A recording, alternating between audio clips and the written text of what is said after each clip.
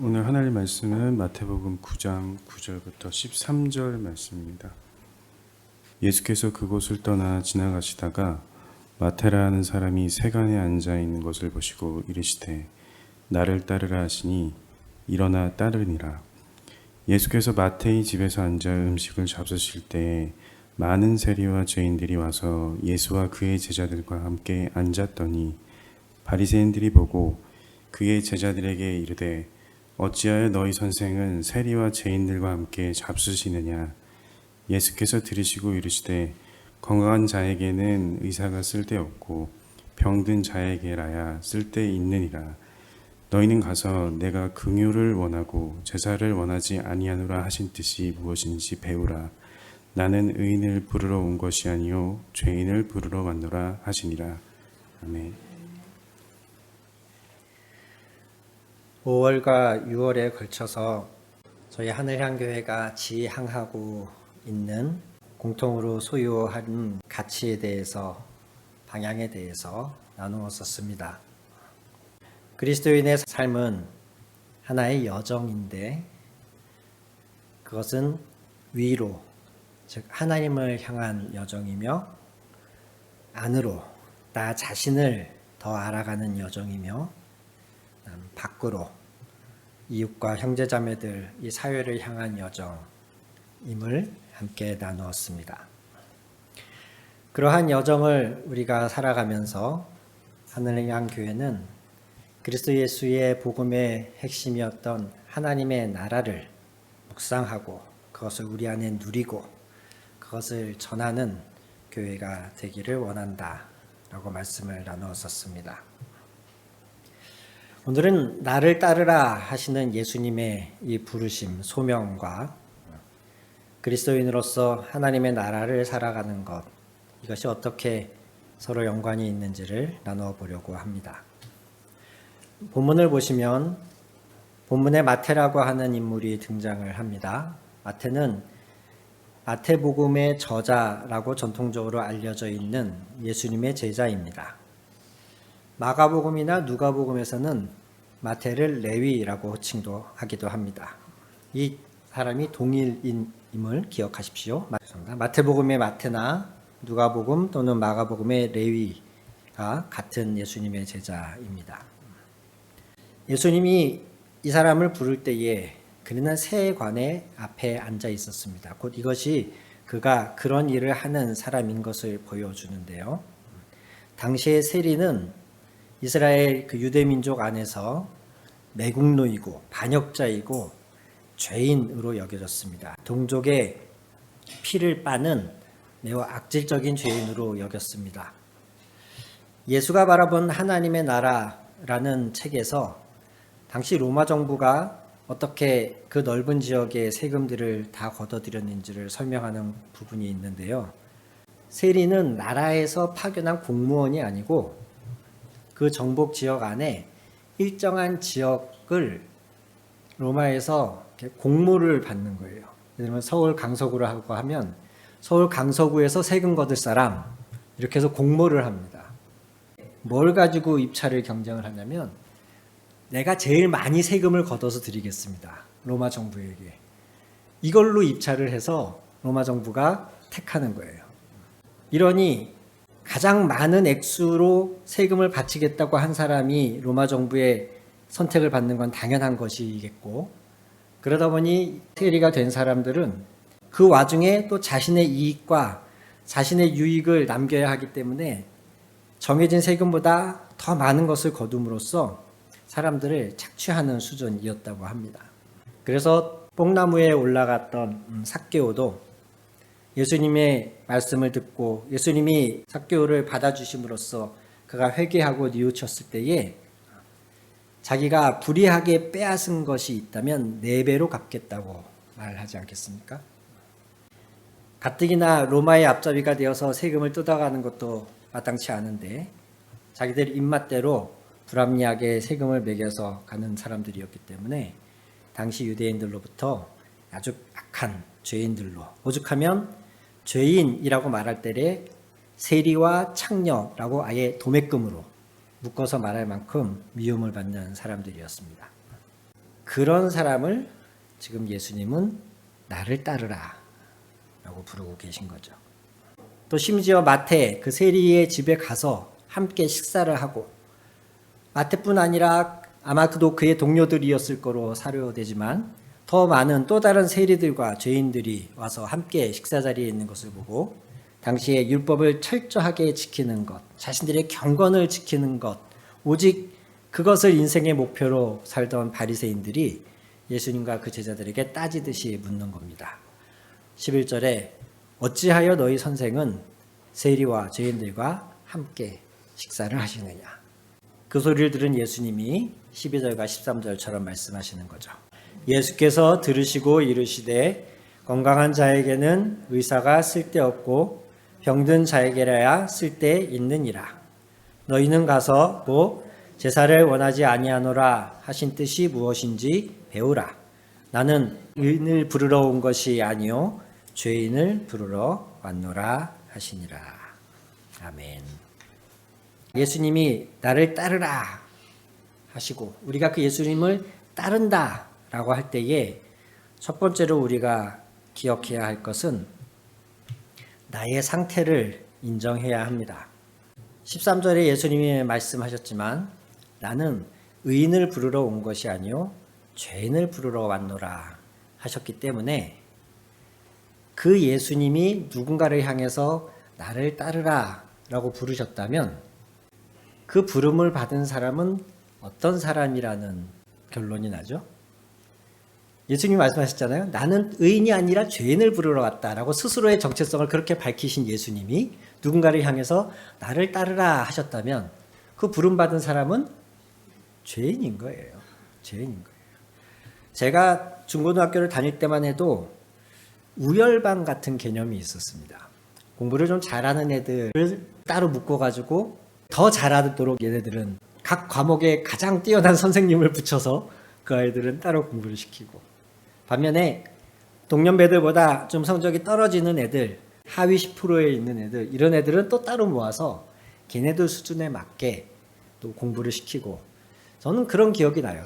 만약에 중간고사를 마치고 나서 우열반 발표를 하는데 열반 보충 수업이 필요한 명단에 제 이름이 들어갔다. 그러면 저는 뭐를 인정해야 됩니까? 내가 공부를 못한다는 사실을 인정해야죠. 너희들은 오늘부터 남아서 매일 1시간씩 보충 수업해야 돼. 자, 지금부터 부르는 애들 나와 하면서 누구 불렀는데 거기에 제 이름이 들어갔어요. 그러면 뭐 자존심이 어떻건 나 개인적으로 나에 대한 평가가 어떻건 아무 상관없습니다. 나는 공부를 못하는 사람인 거예요.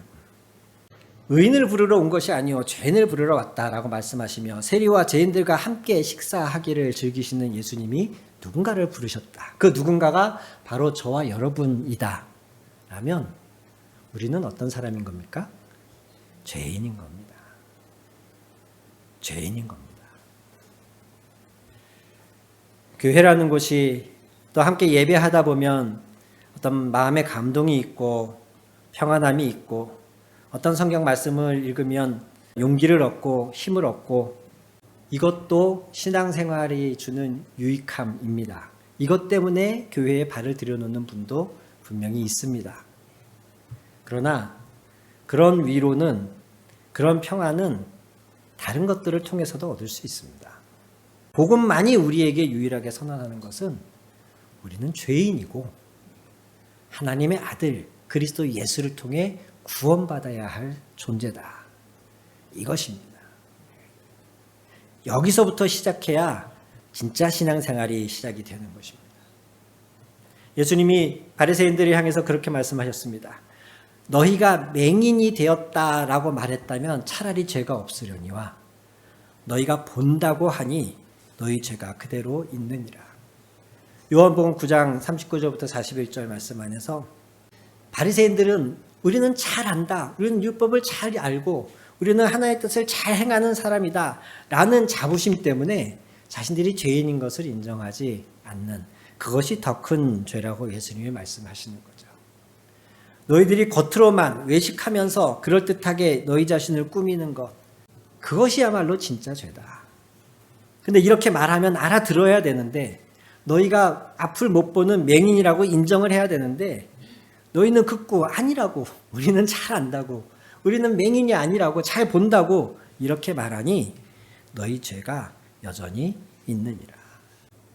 로마서 3장에서도 말씀하시기를 기록된 바 의인은 없나니 하나도 없으며 깨닫는 자도 없고 하나님을 찾는 자도 없고 다 치우쳐 무익하게 되고 선을 행하는 자는 하나도 없도다. 이렇게 선언하고 계십니다. 우리가 그리스도 예수를 알기 전에 나름 준법 전신이 투철하고 다른 사람을 잘 돕고 살았다 할지라도 가장 근원적으로는 우리의 창조주이시오 주인이신 하나님을 인정하지 않고 사는 것에서부터 우리는 죄인이며 그 결과는 다른 사람들이 나를 볼 때에는 내가 그럴듯하게 행동한다 할지라도 아무도 없는 곳에서 내 마음 깊숙한 곳에서 여전히 꿈틀대고 있는 그 죄의 유혹과 악한 마음들이 있다는 사실, 이것은 부인할 수가 없습니다. 예수님은 오늘 저와 여러분을 부르십니다. 나를 따르라 하고 말씀하십니다. 왜요? 우리가 죄인이기 때문에. 그래서 예수님 아니면 구원받고 진정한 생명의 길을 갈 수 없기 때문에 예수님은 나를 따르라 라고 우리를 부르십니다. 마태를 향하여 그렇게 부르셨던 것처럼 모든 사람들로부터 매국노라고 반역자라고 죄인이라고 손가락질 받던 그에게 나를 따르라 라고 말씀하셨던 것처럼 오늘도 우리의 죄인됨을 아시는 주님이 나를 따르라 라고 우리를 부르셨고, 그래서 오늘 저와 여러분이 여기에 있다는 사실을 아시고 인정하시고 믿게 되시기를 주님 이름으로 축원합니다. 이처럼 예수님이 우리에게 나를 따르라 라고 말씀하실 때에는 우리의 자기 부인과 헌신을 요구하시는 것입니다. 내가 하고 싶은 거 다 하면서 누리고 싶은 거 즐기고 싶은 거 다 즐기면서 예수님을 따라도 된다라고 말씀하시지 않아요. 오죽하면 마태복음 8장 같은 경우에는 예수님을 따른다는 것이 얼마나 어려운 일인지 또는 얼마나 중요하고 긴급한 것인지를 말씀하시면서 두 가지 예를 드십니다. 한 서기관이 예수님께 와서 저도 선생님을 따르겠습니다 라고 했더니 예수님은 그래 어서 와라 이렇게 말씀하시지 않고 마태복음 8장 20절에 여우도 굴이 있고 공중의 새도 거처가 있으되 인자는 머리 둘 곳이 없느니라 이렇게 말씀하셔요.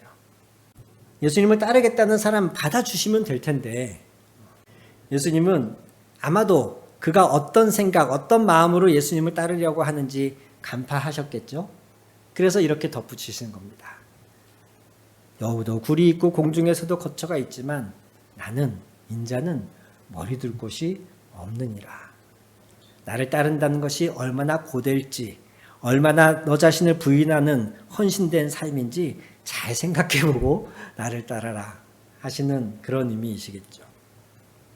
또 다른 사람에게는 예수님이 먼저 말씀하셨습니다. 너도 나를 따르라. 그랬더니 그가 하는 말이 나의 아버지를 장사 지내고 그리고 주님을 따르겠습니다. 이렇게 말하거든요. 다른 일도 아니고 부모님의 장례면 너무 중요한 일 아니겠습니까?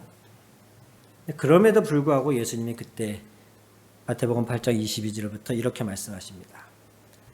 죽은 자들이 그들의 죽은 자들을 장사하게 하고 너는 나를 따르라.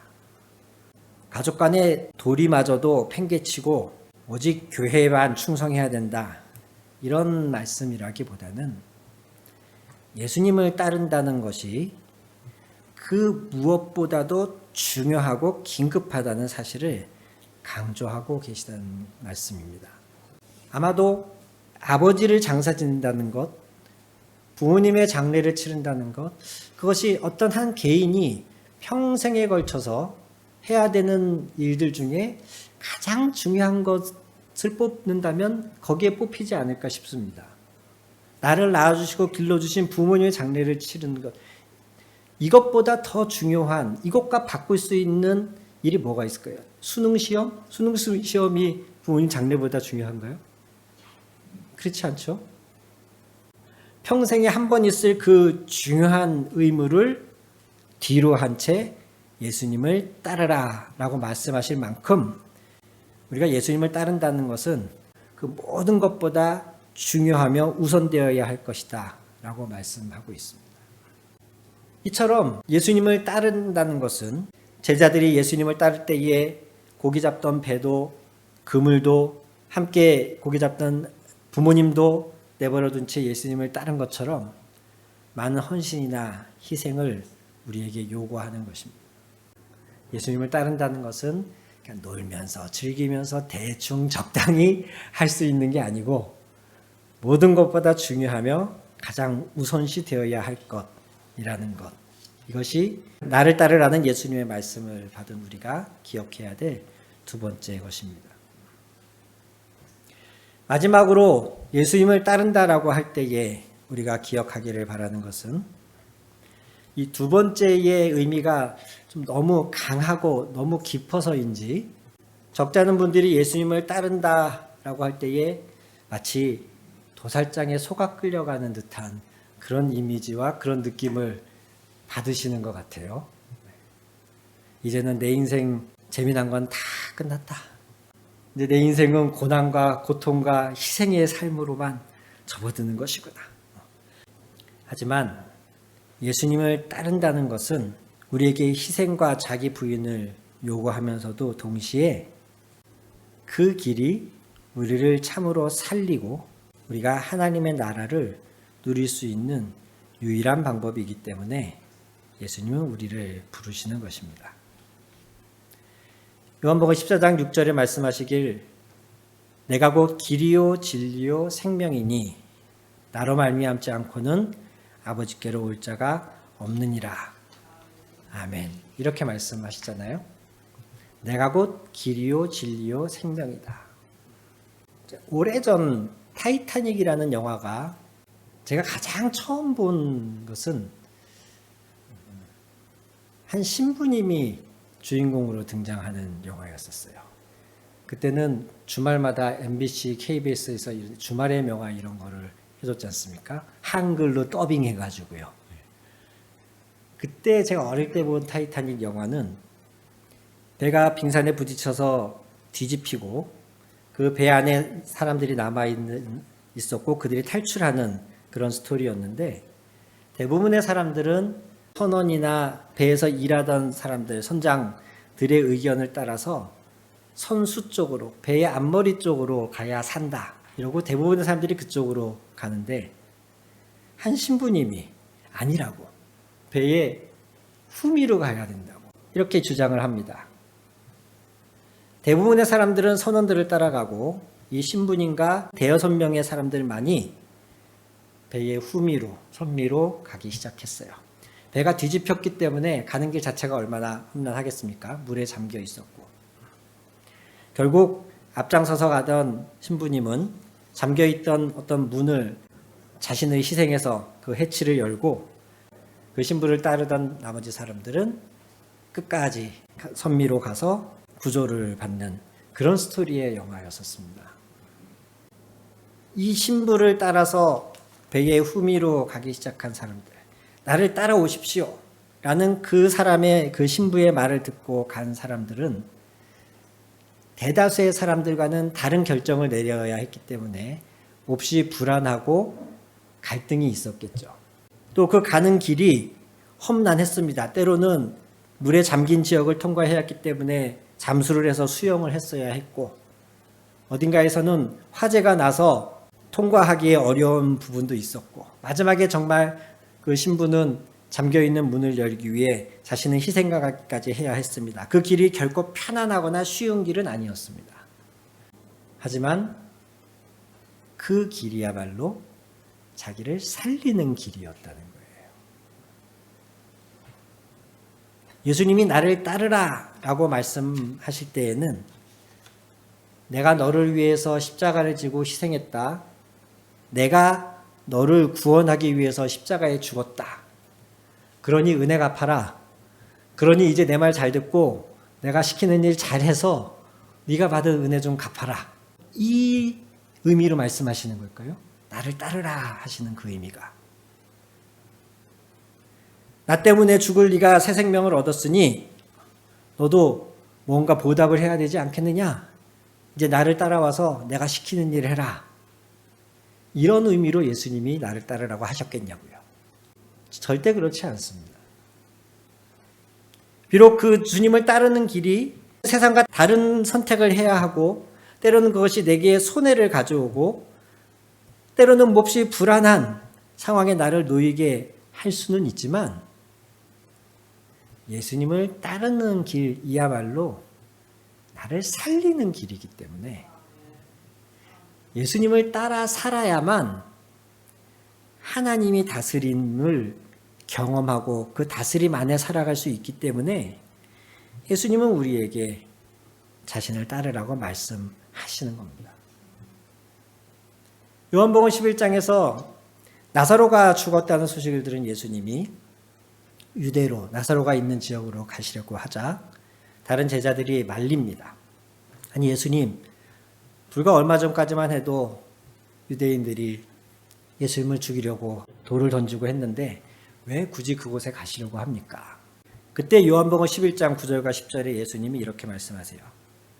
예수께서 대답하시되 낮이 12시간이 아니냐?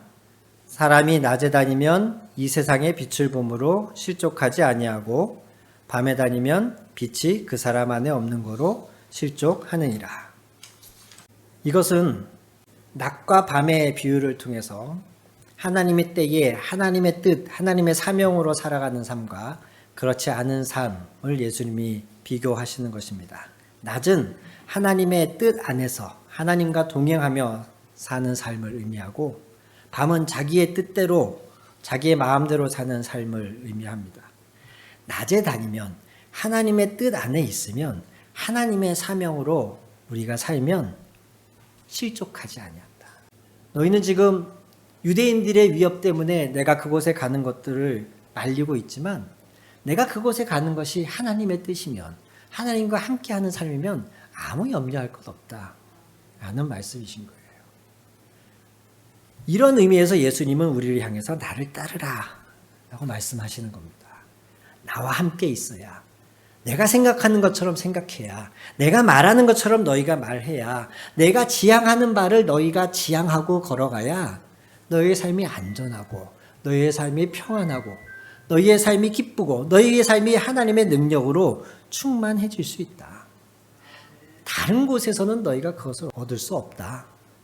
그러니 나를 따르라 라고 말씀하시는 거죠.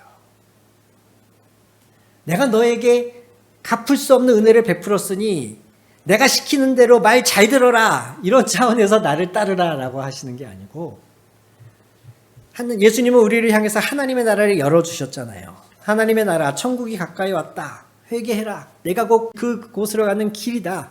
내가 문이다. 나를 통해 들어가라. 우리에게 하나님 나라를 열어주셨습니다. 소개해 주셨습니다. 그리고 회개는 돌이키는 것이라고 말씀드렸어요. 내가 가던 방향, 내가 가지고 있던 가치관, 나의 삶의 지향점, 하나님 없이 살던 그것들을 죄라고 인정하고 거기서 돌이키는 것이 회개라고 말씀드렸습니다. 문제는 돌이켰는데 어디로 가야 될지 모르면 어떡하실래요? 버스를 탔는데 이 버스가 내가 가는 목적지를 가는 버스가 아니란 걸 알았을 때 우리는 얼른 내리죠. 내리는 것까진 좋은데 나의 목적지로 갈 버스가 무엇인지 모르면요. 그런 삶은 크게 다를 바가 없습니다. 돌이킨다는 것은, 회개라는 것은 가던 방향에서 예수님을 향해 돌이키는 것, 그것을 의미합니다. 지금 타고 있는 버스가, 기차가 잘못 탔다는 것을 알았을 때 내려서 제대로 가는 나의 목적지를 이끌어줄 교통수단을 선택해야 하는 것처럼 회개하고 돌이킨 사람은 이제 삶의 지향점이 예수님이 되어야 되는 것이에요. 스탠리 존스라고 하는 인도의 선교사 한 분이 설교 중에 그런 예화를 들었었습니다. 한 사람이 인도의 밀림에서 길을 잃었는데 한참을 헤매다가 한 집을 발견했고 그곳에서 살고 있는 원주민을 만났습니다. 그 원주민에게 내가 어디에서 왔는데 길을 좀 안내해 달라고 했더니 흔쾌히 앞장서기 시작했습니다. 그런데 문제는 이 사람이 길로 가지 않더라는 거예요. 어딘지 알 수 없는 밀림을 헤치고 칼을 들고 잡초를 제거하면서 알 수 없는 곳으로 가더라는 것이에요. 그때 이 사람 불안해서 이 원주민에게 물었습니다. 아니, 길을 안내해 달라고 했지 자꾸 어디로 이렇게 알 수 없는 곳으로 숲으로 나를 데려가는 겁니까? 라고 물었더니 그 원주민이 대답하기를 내가 가는 곳이 길입니다 하더라는 거죠. 예수님은 하나님의 자녀가 되는 신분을 얻도록 우리의 구원이 되어 주셨고, 예수님은 우리에게 하나님의 다스림, 즉 하나님의 나라를 소개해 주셨고 그 문이 되어 주셨습니다. 그 삶을 살아갈 수 있는 방법을 우리에게 알려주시는 것이 곧 나를 따르라 하시는 것이에요. 나를 따르라. 너희가 가던 삶의 방향에서 돌이켰으면 이제는 예수님이라고 하는 새로운 지향점을 향하여서 내가 너희에게 가르치는 것들을, 내가 너희 앞에서 솔선수범하여 보여준 것들을 잘 배워서 나를 따르라. 그러면 너희가 참 평안을 얻을 것이며 죄의 유혹과 미래에 대한 염려와 근심에서 벗어날 것이며 풍랑이 불어도 무너지지 않는 그런 든든한 집을 짓게 될 것이다. 이렇게 말씀하고 계신 것이에요. 사랑하는 성도 여러분, 구원받는 것과 예수님을 따르는 것이 별개가 아닙니다. 구원은 받았고 이제 예수님을 따르라는 것은 예수님이 시키는 일을 하는 것이다? 아닙니다. 내가 구원받았다는 이 사실이 우리의 삶에서 어떻게 누려지고 어떻게 실제가 되느냐? 그것은 예수님을 따르는 것으로 가능한 것입니다. 예수님이 가르치심과 예수님이 보여주신 것을 잘 따를 때에 우리는 실제로 하나님이 우리와 함께 하시고 내가 구원받은 자로서의 그 특권, 그 유익, 이것을 누릴 수 있게 되기 때문에 예수님은 우리에게 자신을 따르라고 말씀하고 계십니다.